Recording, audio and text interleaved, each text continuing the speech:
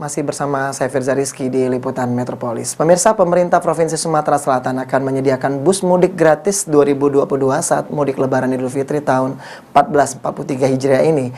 Herman Deru pun sangat mempersilahkan warganya untuk mudik asal mengikuti aturan, yakni sudah vaksin termasuk booster.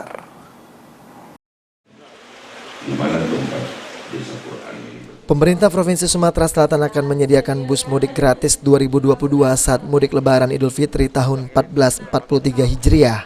Gubernur Sumsel Herman Deru mengatakan dirinya sudah memerintahkan kepala dinas terkait untuk merealisasikan rencana mudik gratis bagi masyarakat tersebut. Untuk bus mudik Lebaran 2022, Deru mengaku tinggal menentukan pelaksanaan teknisnya saja yang akan diarahkan kepada Dinas Perhubungan Provinsi Sumatera Selatan mengenai teknis resminya. Terkait akankah bus mudik gratis ini tujuannya ke antar kota antar provinsi atau antar kota dalam provinsi? Lajulah, yang penting sudah vaksin, booster. Ada rencana ini mudik gratis tak Pak? Tahun ini Pak? Sudah saya perintahkan, tinggal teknisnya saja. Dengan nanti Dishub akan mengatur teknisnya.